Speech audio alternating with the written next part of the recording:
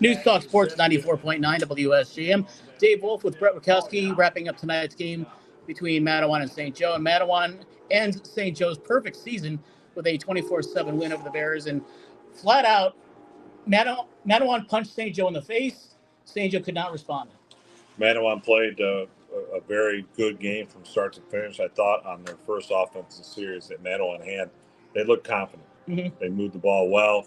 They didn't run as much as I thought. They threw the ball effectively. They had their receivers get open underneath the zone and able to get that score first. St. Joe came back, and with on the night, St. Joe only had one pass attempt in the first half. They really only threw the ball at the end because they're pretty much forced to. The running game really never got started. The longest run, I think, was one time by 25 yards by Crossman. Other than that, Chapman didn't have a lot of big runs. He had over 100 yards, but he got beat up along the way, too. Yeah. He had over 30 carries, about 3 yards a carry. And then the defense just seemed like a step slow. They just were not able to make the plays that they've had in the past. They allowed the quarterback, Shackelford, to get open a few times, and to his credit, he made some very good passes. And it's very great catches, too. I agree. Some acrobatic catches. It just seemed like St. Joe was flat. I don't know how else to describe it. You get those games in the season where, as a coach, you watch your guys warm up, or ladies, and you're like, man, we're just not here. Mm-hmm. And you hope something will reinvigorate them and get them fired up. And it's just one of those things. You're dealing with 15, 18-year-olds. You wish you could figure out what makes them go or not go at times. And St. Joe's just got back to the drawing board. It could cost them the division. We'll see in 2 weeks for that. Yeah, at best they can get us a tie because Portage Central won tonight pretty easily over Portage Northern, which I was surprised. They held Portage Northern to 7 points. And, defensively, just not quite there that we've seen all year. And, things happen. There's tomorrow. But tonight it's going to sing. That'll be a very quiet bus ride home. The things we saw from St. Joe tonight we did not see all season was the turnovers. Not only the turnovers, but the turnovers on downs. Yeah, St. Joe was not able to complete 4 downs. Last week, I believe they were 7 of 10. This week was probably just the opposite and had quite a few turnovers on 4th down. They had 2 fumbles, 2 interceptions. And, they came at bad times and just killed drives and then allowed Mattawan, which didn't put up a lot of yards, but they were efficient in what they did, to get 24 points on the scoreboard. And at the end of the day, it's St. Joe still has a good season going, but this one might sting for a while. St. Joe was 2 of 5 for 4th down tonight. They were 5 of 12 on 3rd down.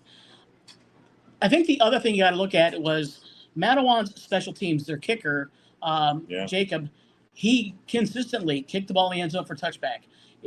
The punting was also a key thing, whereas St. Joe was starting the drives not only inside the 20, but inside their 10-yard line a couple of times. Yeah, you're right. And I think, you've got to at least on the punts pick them up, even if you just go down. And at the end, they started doing that, and you had a 25-yard swing versus, because it was picked up and ran for 10 yards versus letting it bounce for 10 or 15 yards. And early in the ballgame, they were allowed to bounce, and because of that, they got poor field position. And one thing St. Joe's done well this year, they've had good field position. And, I know St. Joe's got injuries, but everybody's got injuries. And the one thing I don't want to hear from people is an excuse on why. Mattawan was the better team tonight. Oh, they came to play. St. Joe's philosophy of wearing out our opponents has worked well all season long. But you got to credit Mattawan. They must be half football, half cross-country players because they had 8 guys going both ways. I watched them talk to the offensive unit that was not on the field. It was 4 players. I meant the other 7 were out playing defense then. And they did not get tired. I did not see that. See, that was another thing that was St. Joe. They're used to having the long offensive drives. They're used to being on the field a lot. The one stat that we always kind of dismiss is the time of possession. And it actually did tell you the story tonight. St. Joe, as soon as I can find it here. But it's on summary. Oh, it's on summary? Okay, fine. It's my own program, and I don't even know how it works. Glad to help you. But Mattawan had the ball 26 minutes, 50 seconds. St. Joe, 17:32. There was a lot of short drives for St. Joe, a lot of sustained drives from Mattawan. Mattawan had 17 first downs, St. Joe with 12. Well, and 26, 27 minutes controlling the clock and throwing a lot. Yeah. So that tells you something right there. But Shackford was very efficient, and Coach Pratley on the coach's show last Saturday, he talked how this senior group at Mattawan he thought was really good as sophomores. And, you got to credit the new coaching staff. First couple of weeks, probably a little bit rough trying to figure out what they can do and can't do. And to their credit, they've got it figured out. And, being at 4-3, if they can win their last 2 ball games in Division II, they should get into the playoffs. St. Joe coming up next week will be back home for senior night to play Battle Creek Central. We'll just say they're struggling. They're struggling. Yeah. So St. Joe still better not look past Battle Creek Central because of Portage Central the following week. Well, no, and I think tonight, proved that. And people asked me during the week, about this game. I said, I'm kind of worried. It could be a trap game. Yeah. And it definitely turned out to be a trap game. And, you're right. Battle Creek Central is struggled. They've struggled the last 2 years. I give their coach credit. He's dedicated to the program, trying to do the right thing. Things pop up there that he can't control from a discipline standpoint. But, you've got to, even when you play a team that maybe not be so good, you've got to get better from that. Yes. You cannot go into that and just with the attitude that, we're going to do this or that, and then we'll get all the reserves. And you have to treat that,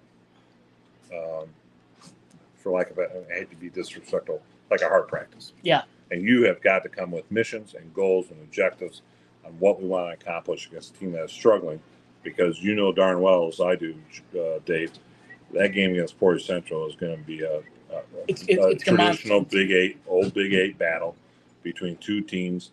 And I think there was a stretch of 20 or 26 years, all but 2 years. It came down to Portage Central and St. Joe for the Big 8 title. Well, guess what? It's going to happen again. And this is the SMAC West, though, but not the Big 8. But same thing. Yep. Battle Creek Central is next for St. Joe as they return home next week.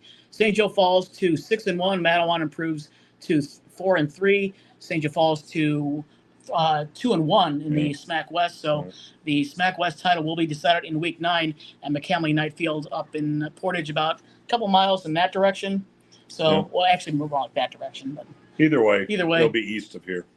So for Joel Cordes, Bret Witkowski, I'm Dave Volk, WSJM Sports. Final score, Mattawan 24, St. Joe 7.